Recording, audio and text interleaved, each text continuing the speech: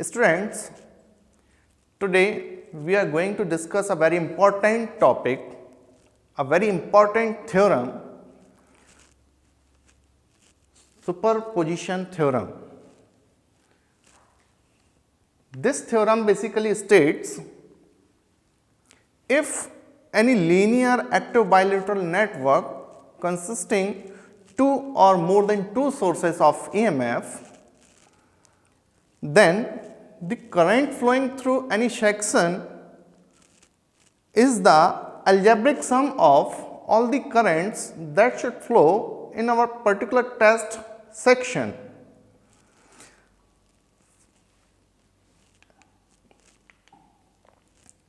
According to our statements, इस statements को और easy तरीके से समझने के लिए यदि कोई एक complicated ऐसा नेटवर्क है, ऐसा सर्किट है जिसमें दो या दो से अधिक EMF के सोर्सेस अवेलेबल हैं और आपको किसी भी सर्किट एलिमेंट में उन सोर्सेस का रेस्पॉन्स देखना है, उन सोर्सेस के द्वारा फ्लो होने वाली करंट्स को कैलकुलेट करना है, तो आप सुपरपोजिशन थ्योरम का उपयोग कर सकते हैं।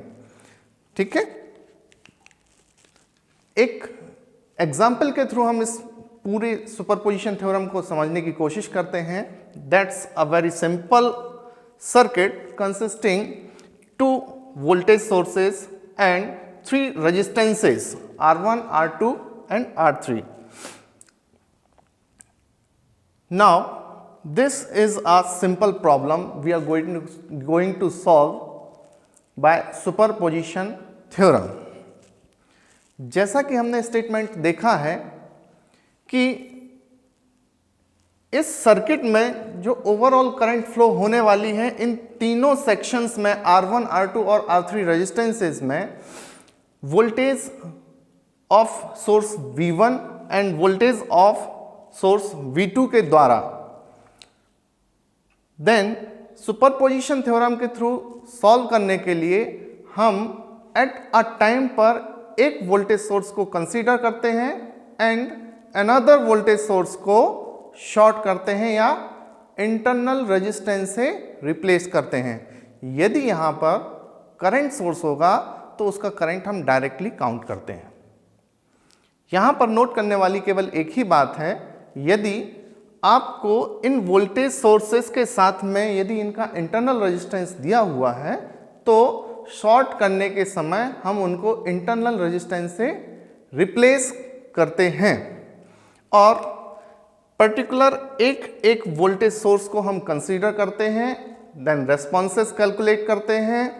पहले हम इस सोर्स को कंसीडर करेंगे और रेस्पॉन्स देखेंगे तीनों टेस्ट सेक्शंस में, फिर हम इस वोल्टेज सोर्स को शॉर्ट करेंगे और इसको कंसीडर करेंगे और रेस्पॉन्सेस कैलकुलेट करेंगे, देन हम उनका अलजेब्रिक सम करेंगे और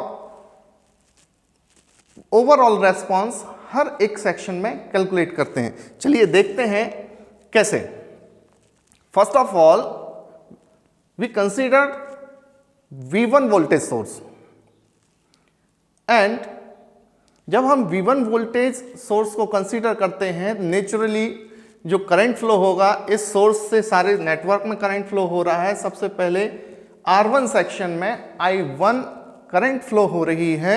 यहाँ पर हम I1 करंट को I1 सिंगल डैश से रिप्रेजेंट कर रहे हैं बिकॉज ऑफ हमने अपना फर्स्ट वोल्टेज सोर्स कंसीडर किया हुआ है। Okay, then this I1 dash current will divided at this particular junction in I2 single dash and I3 single dash. Okay, now we are going to calculate I1 single dash current. So एक बहुत ही basic सा formula है या बहुत ही basic सा नियम है, ओम का नियम I equals to V upon R, और वही हम यहाँ पर लगाने वाले हैं। यहाँ पर आप देख सकते हैं I1 single dash equals to लिखा है V1 upon R2 R3 by R2 plus R3 plus R1। So यहाँ पर हम देख सकते हैं कि R2 and R3 resistance are parallelly connected and this is the solution of parallel resistance, combination of parallel resistance, and then R1 is in series with this parallel combination. So this is the overall resistance of our circuit, and V upon total R, V upon R, I equals to V upon R यहाँ पर हमने लगाया हुआ है. So जब हम अपना problem कोई भी सॉल्व करेंगे तो इसी फॉर्मूले को अपन अपनाएंगे. ओके, अब हमको I1 हमने कैलकुलेट कर लिया. अब हम I2 सिंगल डैश और I3 सिंगल डैश कैलकुलेट करेंगे. I2 सिंगल डैश करंट को कैलकुलेट करने के लिए हम यहाँ पर करंट डिवीजन रूल का यूटिलाइजेशन करते हैं. करंट डिवीजन रूल के थ्रू जो करंट आपको पता है, I1 सिंगल डैश हम पहले कैलकुलेट कर चुके हैं. सो I1 single dash multiplied bye जिस सेक्शन में आपको करंट कैलकुलेट करना है उसके पैरेलल वाला रेजिस्टेंस. हमको यहाँ पर I2 डैश कैलकुलेट करना है, मतलब इस R2 सेक्शन में हमको करंट कैलकुलेट करना है. सो इसके पैरेलल वाला resistance R3. So I1 dash multiplied by R3 upon जिस सेक्शन में निकालना है वो रेजिस्टेंस प्लस उसके पैरेलल वाला resistance. So R2 plus R3. This is our I2 single dash. Okay, for I3 single dash basically सी बात है, I1 सिंगल डैश हमारे पास इस जंक्शन पर करंट आ रही थी और उसमें से I2 सिंगल डैश निकल गई, तो हमारे पास जो बचा हुआ अमाउंट है वो I3 सिंगल डैश है. That's why I3 single dash equals to I1 minus I2 single dash. जैसा कि I3 डैश सिंगल डैश हम कैलकुलेट कर चुके हैं, अभी हमने केवल V1 वोल्टेज सोर्स कंसीडर किया हुआ था. अब हम अपना प्रॉब्लम का दूसरा वोल्टेज सोर्स कंसीडर, ये हमारा प्रॉब्लम था. अब हम पहले हमने ये वोल्टेज सोर्स कंसीडर किया फर्स्ट वाला. अब हम इसको शॉर्ट करके इस पर्टिकुलर सेकंड वोल्टेज सोर्स को कंसीडर करेंगे और इसके रेस्पॉन्सेस हम हर एक सेक्शन में कैलकुलेट करेंगे. देखिए कैसे करते हैं. ये हमने एक डायग्राम बना लिया, सर्किट बना लिया.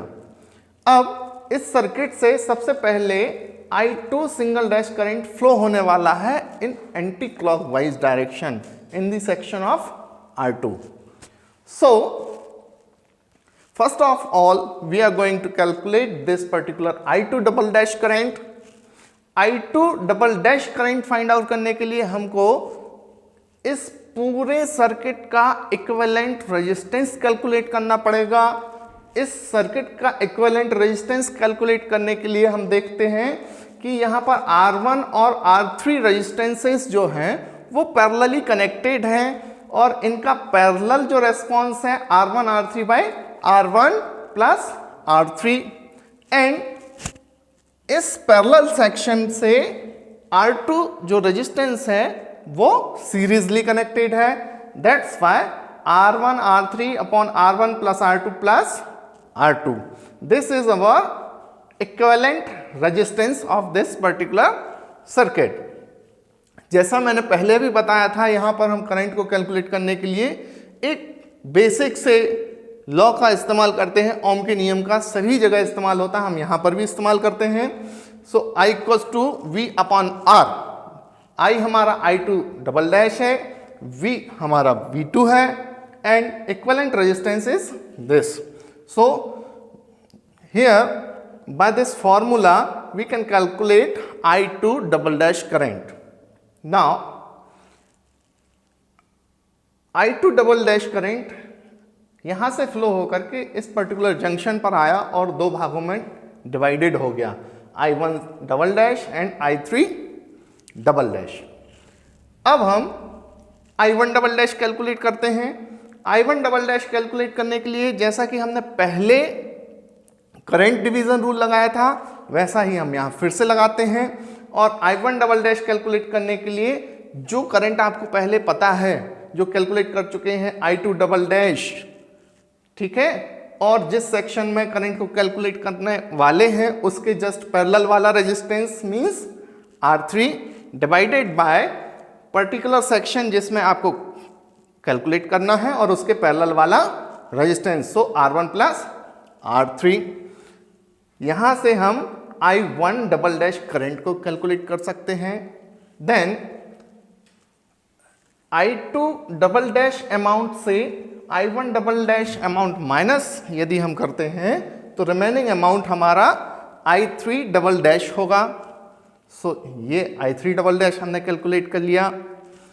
अब हमने दोनों सोर्सेस को सेपरेटली कंसीडर करके उनके रेस्पॉन्सेस कैलकुलेट कर लिए हैं, बट हमको तो दोनों सोर्सेस के थ्रू जो ओवरऑल रेस्पॉन्स था वो कैलकुलेट करना है अपने इस पर्टिकुलर प्रॉब्लम में। हमको यहाँ पर और यहाँ पर इन दोनों सोर्सेस के कारण जो ओवरऑल करंट फ्लो हो रहा है वो कैलकुलेट करना था।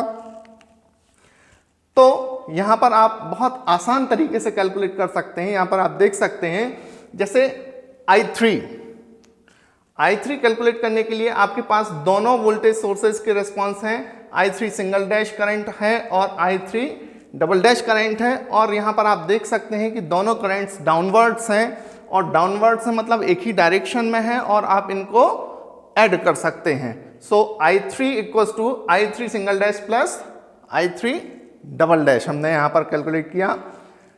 ठीक, आप I2 देखो तो I2 के लिए I2 सिंगल डैश का डायरेक्शन लेफ्ट साइड है और I2 डबल डैश का डायरेक्शन उसके जस्ट अपोजिट है। That's why I2 single dash minus of I2 double dash. Okay, this minus is because of the direction of current. Same as जब हम I1 current को calculate करने वाले हैं, I3 and I2 we have calculated here and remaining current is I1.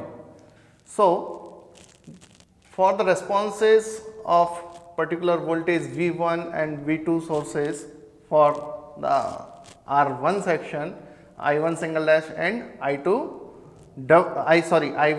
double dash. So यहाँ पर आप फिर से देख सकते हो, जब आपने V1 वोल्टेज सोर्स को कंसीडर किया हुआ था तो I1 सिंगल डैश का direction just right handed side था, और जब आपने V2 सोर्स को कंसीडर किया था और V1 को शॉर्ट किया था, उस कंडीशन में I1 डबल डैश का डायरेक्शन जस्ट अपोजिट है I1 सिंगल डैश से। That's why I1 single dash minus I1 double dash. So here we have calculated all these three currents in particular three sections of our problem. Okay, best of luck. Thank you.